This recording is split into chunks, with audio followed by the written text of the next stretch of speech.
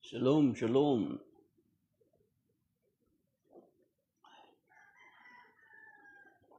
Shalom. Isang pinagpalang araw sa ating lahat, mga kapatid, mga babayan. Okay. Narito na naman tayo ngayon sa ating Preaching in the Wilderness series, kung saan binabasa natin ang Ebanghelyo ng Panginoon na pinabasa sa lahat ng mga Katolikong simbahan.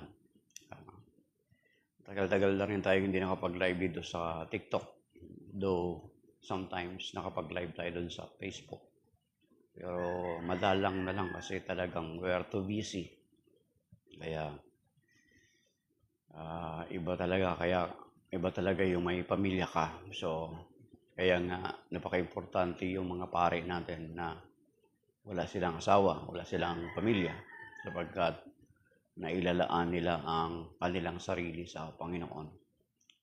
So binabasa natin ang Ebanghelyo ng Panginoon at inaangkin natin ang pangako ng banal na kasulatan sa 2 Corinthians chapter 10 verses 4 to 5, that the weapon of our warfare are not of flesh but are enormously capable of destroying fortresses, to destroy arguments and every pretension raising itself against the knowledge of God, taking every thought captive in obedience to Christ. So ayan, bagaman hindi na tayo masyado dito active sa TikTok na nagla-live, pero ay patuloy pa rin natin ginagampanan yung ating tungkulin na yung ating pakikibahagi sa gampanin ng Panginoon, yung pagiging pari, hari at propeta. At sa ating pagiging propeta ay nagbabahagi tayo ng salita ng Diyos by virtue of our baptism, mga kapatid, nakikibahagi tayo doon. So, ang background ko po si Saint Charvel Maclop ng Lebanon. Siya yung through his intercession ay maraming ginawa na himala ang Panginoon sa mga taong humihingi ng panalangin through him. So, dito sa Pilipinas ay si Father Magduro lang.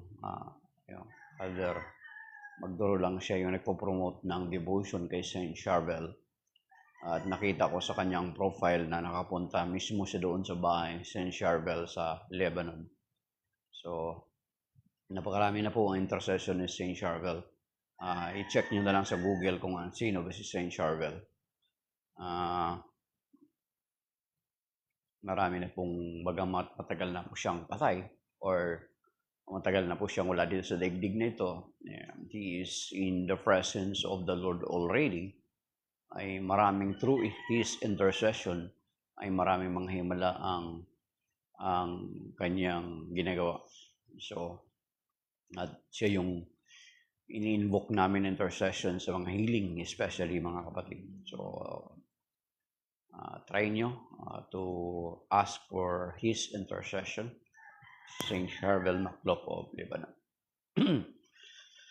So the gospel of today is taken from the gospel according to Saint Matthew chapter 5 verses 17 to 19. Glory to you, Lord. Do not think that I have come to abolish the law or the prophets. I have come not to abolish but to fulfill. Amen, I say to you, until heaven and earth pass away, not the smallest letter of the smallest part of a letter will pass from the law until all things have taken place. Therefore, whoever breaks one of the least of these commandments and teaches others to do so will be called least in the kingdom of heaven. But whoever obeys and teaches these commandments will be called greatest in the kingdom of heaven. I tell you, unless your righteousness surpasses that of the scribes and Pharisees, you will not enter into the kingdom of heaven. The Gospel of the Lord. Praise to you, Lord Jesus Christ. Ayan, Ebanghelyo, mga kapatid. Kape, sabi nga ni Brother Romay, kape, nakausapin ang Panginoon everyday. Okay.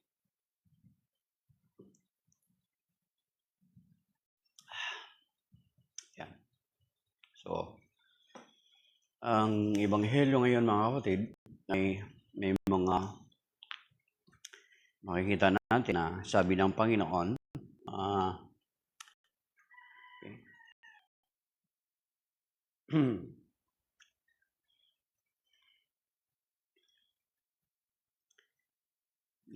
sabi niya rito sa verse 17, "Do not think that I have come to abolish the law or the prophets. I have come not to abolish, but to fulfill." Ayan. Nagluloko tong screen ng cellphone ko. So, hindi niya i-abolish, but to fulfill. Yan. Upang ganapin, mga kapatid. Kaya nga kung makikita natin, naalala natin doon sa Transfiguration, doon sa Matthew chapter 17, ay nagpakita sa vision ng mga alagad, or sa Transfiguration, nagpakita si Moses at saka si Elijah, na ang ibig sabihin ay si Elijah representing the law, and si Moses representing the law, and Elijah is representing the prophets, na ipinapakita na ang Panginoong Jesucristo ang katuparan kung ano ang nakalagay sa mga kautusan. And then, sa Torah or Pentateuch, di ba? Na, halimbawa, yung Deuteronomy chapter 18, verse 15, di ba? Nakalagay doon. And then, yung Genesis chapter 3, verse 15, yan, yun yung halimbawa. And then, sa prophets naman ay yun yung halimbawa nakalagay doon sa Isaiah chapter 7 verse 14 at saka Isaiah chapter 9 verse 6, Micah chapter 5 verse 1 and 2, and Zechariah chapter 9 verse 9, di ba? Makikita natin, those are na mga bagay na patungkol sa Panginoong Jesucristo sa mga propeta. So, sabi ng Panginoon, hindi siya naparito para i-abolish, but to fulfill, upang ganapin yung nakalagay, kung ano yung nakahula at ano yung mga nakasaad. So, yan, kapatid, sabi niya. And then, sabi rito,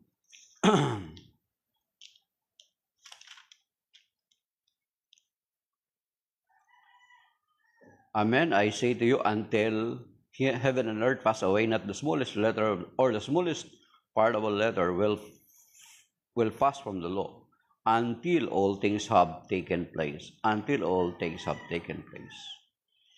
Therefore, whoever breaks one of the least of these commandments and teaches others to do so will be called least in the kingdom of heaven.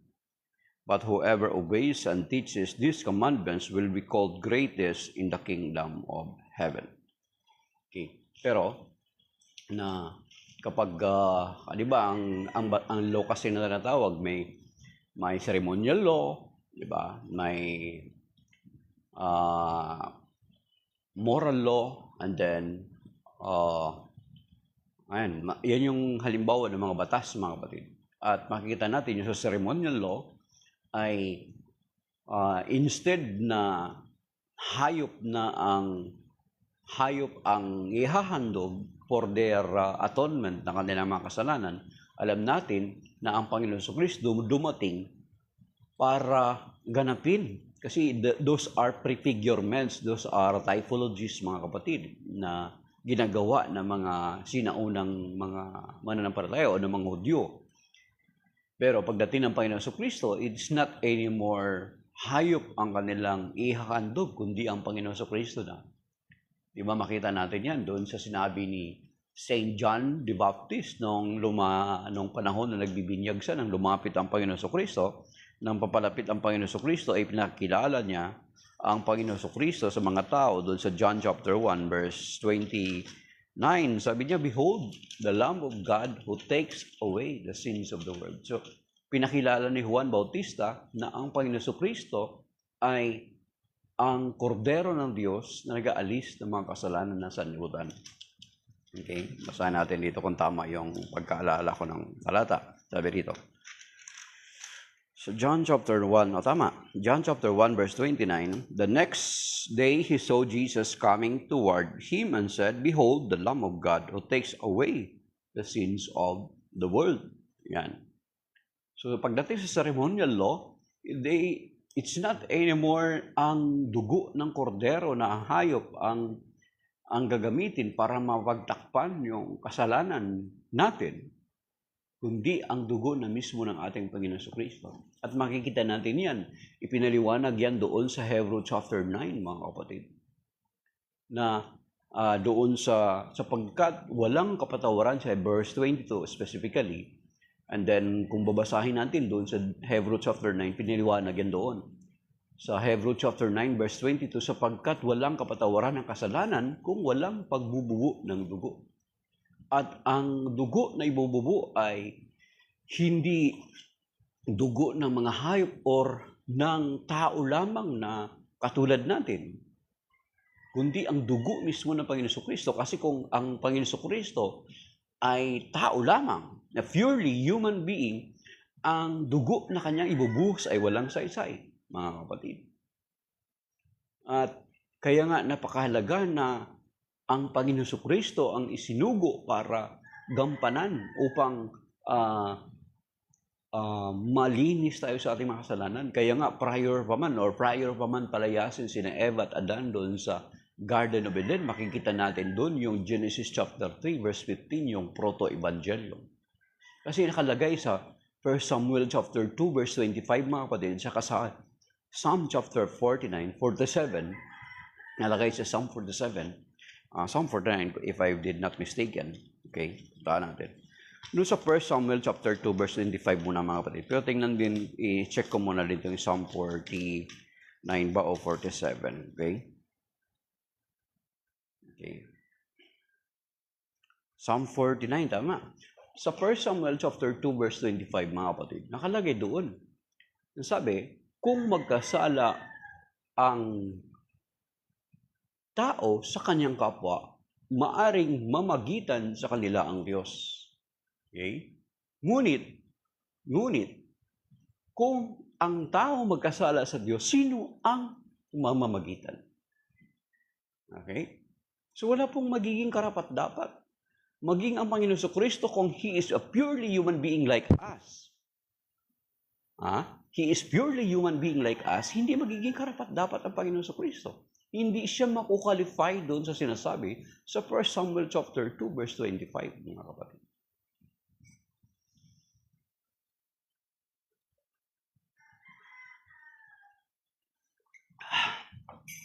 Ayan. And then pagdating sa Psalm 49, mga kapatid, ito pa. Ito sa Psalm 49 or sa Awit 49, dito sa Tagalog, mga kapatid. Kasi, okay, sabi dito. Sa verse 7, hindi kaya ng sino man ang sarili ay matubos, hindi kayang mawayar at tubusin sa kamay ng Diyos. So you see, hindi rin kaya ng sino man matubos ang kanyang sarili. Okay? And then, ang bayad sa kanyang buhay ay halagang saklal taas, gaano man ang halagang hawak niya ay hindi sapat. So kaya nga, kapag ang Panginoon Kristo, purely human being lang, ay hindi niya tayo matutubos sa ating mga kasalanan. Walang saysay yung sinasabi doon sa Acts 20:28 na malimit kinukot na mga separated brethren natin. Na malimit na kinukot ng ibang mga sekta na para patunayan sila ay totoo. Okay? Walang magiging saysay. Kung ang Panginoon Kristo, purely human being lang, kahit sabi ko nga sa inyo na kailang beses ko nang sinabi ito, na kahit ilang kiloliters, ayan, ngayon, di ba, lalo na yung ang mahal na ng gas ngayon, yan, singit natin yung patungkol sa gas. Kasi yun yung measurement na ginagamit sa mga tubig, kiloliters, liters, ano pa ba, diba? Metric tons, ganyan. Kahit ilang kiloliters ng dugo ng Panginoon Kristo ang ibinuhos niya sa krus ng Kalbaryo, if He is purely human being, walang saysay yung kanyang dugo. Hindi niya tayo matutubos. Yun, mga kapatid. So, pumunta rito, Panginoon, para ganapin niya yung nakasaad sa kasulatan, yung nakasaad sa Torah, nakasaad sa aklat ng mga propeta. Diba? Kaya nga, sa Transfiguration, yun yung palatandaan, yun yung kahulugan na nagkakaroon ng nagpakita si Moses at saka si Elijah para patunayan that indeed our Lord Jesus Christ is the fulfillment of what was foretold or what was prophesied in the law or the Pentateuch or sa Torah, and also of the prophets. Si Elijah yung representative. Ang Panginoon Kristo ang katuparan. Diba? Naalala niyo nung si Juan, bagamat after ng baptism yun, nakakulong na si Juan, nagsugo siya sa kanyang mga alagad, si Juan. Ano sabi ni Juan? Tanungin niyo kung kinakailangan, ikaw na ba yung sinasabi sa kasulatan, sa kautusan, or maghihintay pa kami ng iba? Di ba? Anong sagot niya? Sagot niya sa alagad ni Juan, sabihin mo, nakakita ang mga bulag, nakakalakad ang mga pilay, nakakarinig ang mga bingi. Di ba? At yun yung sagot ng Panginoon Kristo, na ang ibig sabihin, yun yung palatandaan na sinasabi sa aklat ni Propeta Isaias, that when Messiah comes, yun yung magaganap, mga kapatid. So, ibig sabihin, ang Panginoon Kristo na yung katuparan, mga kapatid. Diba? So, at the same time, kung babasahin natin doon sa Matthew chapter 11, ay pinatunayan din ng Panginoon Kristo na si Juan yung katuparan na darating na maghahanda sa daraanan ng Panginoon. Hindi mismo si Elijah, but rather ang si Juan Bautista. Yung basahin niyo sa Matthew 11. Diba? Pinatutuhanan ng Panginoon Kristo na si Juan Bautista ang Elias na darating. So therefore, if John the Baptist is the Elijah to come, so therefore, ang Panginoon Kristo din ang siyang hinihintay na tagapagligtas, mga kapatid. Ayan. Okay. So yan, mga kapatid.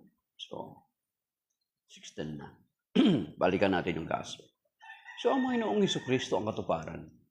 Kaya nga kapag ako, kahit kayo, halimbawa kayo, akayin kayo ng mga tao, sabihin nila, pumasok kayo sa amin at maliligtas kayo. Pero, yung pagkakilala nila sa Panginoon Kristo ay purely tao lang, paano ka maliligtas ng isang tao? Okay? Yan yung mangyayari, mga kapatid. At kahit nagpatayo, kung ang Panginoon Kristo ay tao lamang sa pagkakilala mo, kahit yung kanyang itinatag na iglesia ay walang kabuluhan. Walang kabuluhan, walang saysay yung kanyang dugo, walang saysay yung kanyang iglesia. Okay. Of course, yung divinity of our Lord Jesus Christ, na ano na natin yan, na natatalakay na natin yan, nang napakaraming beses, mga kapatid. Why that is why that is a need na ang Panginoon Kristo ay magkatawang tao. Kasi kung hindi siya magkatawang tao, paano natin siya may papako sa krus? Di ba? Kaya nga yung isang nakakagulat na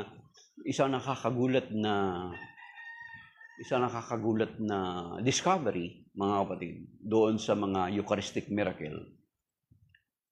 Ang narinig ko to kay Father Chris Alar ng Divine Mercy. Isang nakakagulat na discovery. Ang dugo na sa sample na dugo, di ba yung wine na nag-transform became blood. Kinuha na ng sample at sinuri. Na found out, mga kapatid, na ang dugo na yon ay wala siyang X chromosome. Walang X chromosome. Ibig sabihin, kasi kung may X chromosome, ibig sabihin, may lalaking nag-supply ng X chromosome sa kanya. Okay? Pero since naman si Mama Mary, virgin birth, Y chromosomes lang ang na-found out sa dugo. Kung may X chromosome, ibig sabihin, ito yung may posible na galing kay Saint Joseph. Grabe, di ba? Y chromosomes lang. Dapat may tinatawag na XY chromosomes. Pero ang nakakita daw doon sa discovery is Y chromosomes lang. You see? So, yun yung need. Why there is a need na ang Panginoon Kristo ang katuparan ng hula. Di ba? Genesis chapter 3 verse 15. Yung binhi, yung pagbinhi na sinasabi. And then, at makikita natin sa Deuteronomy chapter 18 verse 15 hanggang 18, makikita natin doon na yun yung hula na. And then, yung sa Genesis 49 verse 8 to 10, yung prophecy ni Judah, ni Jacob, ni Israel, sa kay Judah. And then kung babasahin natin yung Messianic prophecy kay Isaiah, Isaiah chapter 7 verse 14, Isaiah chapter 9 verse 6, and then yung Isaiah chapter 53, yung suffering servant. So, yun mga kapatid. Ang Panginoon Kristo, tinupad niya kung ano yung nakasaad sa kasulatan. Birin mo, pati yung pagsakay niya sa donkey. Si Zechariah chapter 9, verse 9, nakahula yun. Tinupad din ng Panginoon Kristo. Tinupad niya rin kung saan ipanganganak ng Mesiyas. Ipinanganak sa Bethlehem, Ephrata. At yan ay nakalagay sa Micah chapter 5, verse 1 and 2. So you see? Okay. Ayun mga kapatid. So yung dumating ang Panginoon Kristo para to pa rin kung ano yung nakasaad sa batas at sa mga propeta. Ang Panginoon Kristo ang katuparan. Pero tingnan din natin ito mabigat-bigat mga kapatid para ito sa atin lahat. Actually na-share ko na ito sa community namin.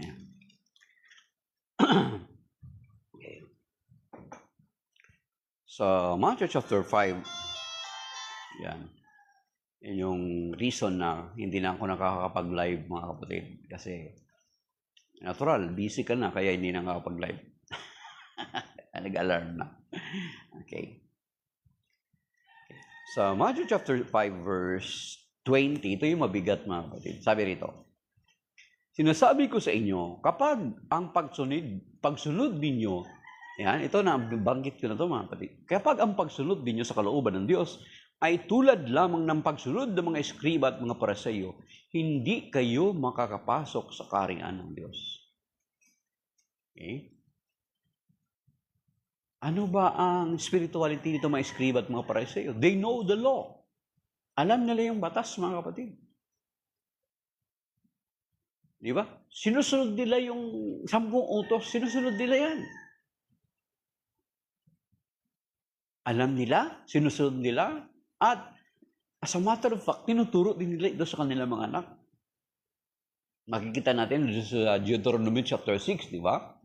Yung sa Shema nila, yung Shema Israel, makinig ka Israel, and then nakalagay doon, ituro ninyo ito sa inyong mga anak sa loob at labas ng inyong mga tahanan. Ipulupot sa mga, itali ninyo sa inyong mga ulo at ipulupot sa inyong mga bisig. You see?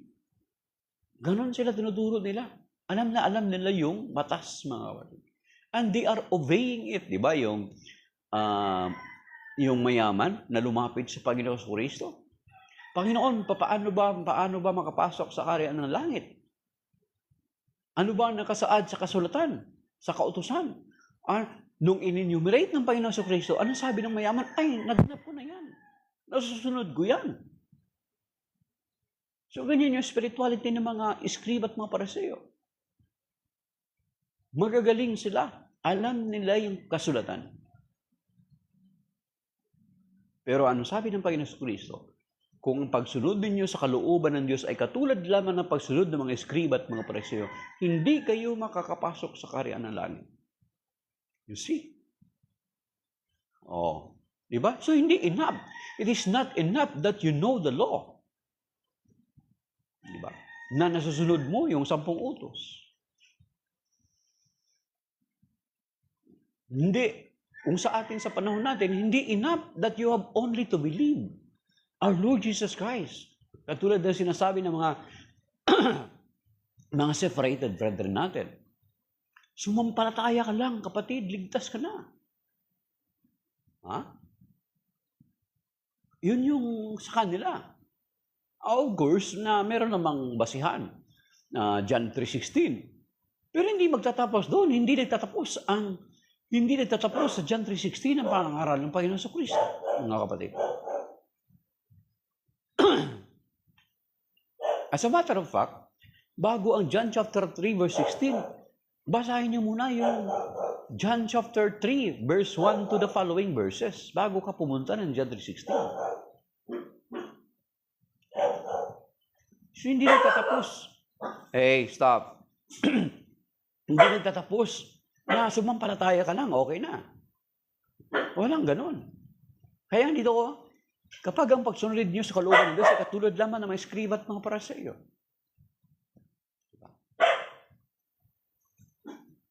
Kaya nga, yung sinasabi sa Matthew chapter 5:2, pagdating doon sa Matthew chapter 7 verse 21, di ba? O verse 13, ano nakalagay sa Matthew chapter 7 verse 13? Nakalagay doon, pumasok kayo sa makipot na pintuan. Okay, see? Pag sinabing pumasok sa makipot na pintuan, ibig sabihin, you need to take away those things that hinders you to enter that narrow road. Okay? Ibig sabihin, magsa-struggle ka. Matthew 7:13, basahin niyo mga kapatid. Then pagdating sa verse 21, anong sinasabi doon? Hanggang 22. Hindi lahat ng tumatawag sa akin, Panginoon, Panginoon, makakapasok sa kaharian ng langit, kundi yaon lamang tumutupad sa kalooban ng aking amang nasa langit. Tumutupad. It's an action word. Hindi magtatapos sa pananampalataya lamang, mga kapatid. You see? We need to do the will of God.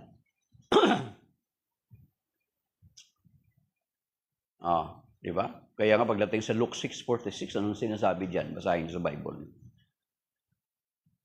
Tinatawag ninyo akong Panginoon, Panginoon, ngunit hindi niyo naman tinutupad ang aking sinasabi. No? Parang sinasabi ng Panginoon, what is the sense of calling me Lord, Lord, yet you do not do the will, my will? Kaya itong Matthew 7:21 is very strong word. Hindi lahat ng tumatawag sa akin, Panginoon, Panginoon, makakapasok sa kaharian ng langit, kundi yaon lamang tumutupad sa kalooban ng aking amang nasa langit. Ibig sabihin, we need to do the will of the Lord. Hindi lamang tayo sa sampalataya, mga kapatid. Kaya nga, pagdating sa 2 Corinthians chapter 5, verse 10, nakalagay dun, sapagkat tayong lahat ay harap sa hukuman ni Kristo at tatanggap ng kaukulang ganti ayon sa ating mga ginawa, mabuti man o masama. Kasi, ibig sabihin, hindi magtatapos sa pananampalataya.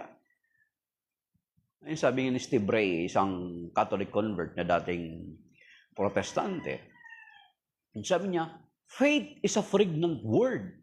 Pag sinabi pregnant, buntis, ibig sabihin, ang pananampalataya ay pinapalooban ng maraming kahulugan. Hindi ito yung faith na nanimba ako sa Panginoon sa Kristo bilang Panginoon tagapagligtas. Siya ay Diyos na nagkatawang tao. Yun lang, sasabihin. Hindi ganoon, mga kapatid. Hindi nagtatapos doon. Yeah, 2 Corinthians chapter 5, verse 10. Matthew 7:21, Matthew 7:13, tsaka yung Matthew 25, 31 to 46. Di ba? Sa judgment of the nation, nakalagay dyan na sa paghuhukom, uupo ang Panginoon Kristo sa kanyang hukuman at pagsusulitin tayo sa lahat, mga kapatid. Di ba? Nagsaysay siya doon na pagbukod-bukurin niya yung mga kambing at katulad ng pagbukod-bukod ng pastol sa mga tupa. Di ba? Yun yung ano doon. And then, sasabihin niya nasa mga kanan, yung mga tupa. Hali kayo, mga pinagpala ng aking ama, at manahin na ninyo ang kahariang inihanda na sa inyo mula pa namang noong una. Sapagkat nung ako'y nagutom, ako'y inyong pinakain, nauuhaw, at ako'y inyong pinainom. Walang damit, at ako'y inyong pinaramtan. Walang matirhan, at ako inyong pinatuloy. Nakulong at inyong dinalaw. Anong sagot? Nagtaka yung mga taong sa kanan, saan, Panginoon? Saan ka namin nakita nagutom, nag-uhaw, walang damit, walang matirhan, nakulong, may sakit? Anong sabi ng Panginoon doon? Matthew 25, 31-46. Sapagkat kung anumang ginawa ninyo sa mga maliliit kong kapatid, whatever you do to the least of my brethren, you do it unto me. Yun sinabi ng Panginoon. You see? Kaya nga, masurpass natin dapat yung kabanalan ng mga eskriba at mga pariseo sapagkat sabi ng Panginoon, kung hindi, ay hindi rin tayo makakapasok. Hindi tayo makakapasok sa kanan ng langit. So, maybe that is by now. Okay, 6:24 na. May the Lord bless us and keep us safe and sound, and may the Lord's healing and deliverance, especially kay Michelle Medina, kay Brian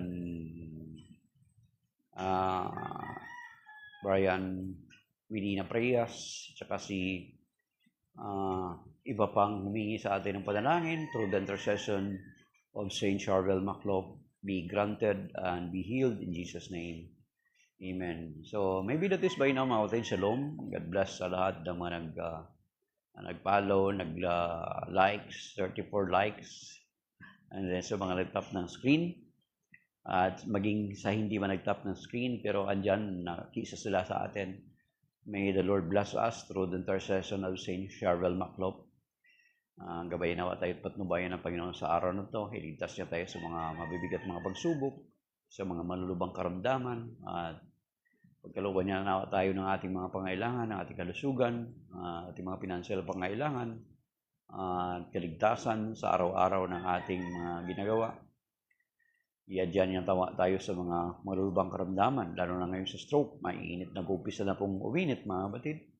So, dala lagi tayong tubig, and then, iligtasin nawa tayo ng Panginoon sa mga bagay sometimes that though we neglect and abuse ourselves, still we ask the Lord to save us from all of those things. So that is by now, mga kapatid, shalom, and God bless. I'm signing off, my dear brothers and sisters, and God bless dun sa mga nag-tap ng screen kanina. Sina Violeta Clinoir, Noeme Pasiolas, Solita Bello, Rana. Yan. Okay. So, may God bless us, mga kapatid. That is by now. Signing off in Jesus' name. Amen.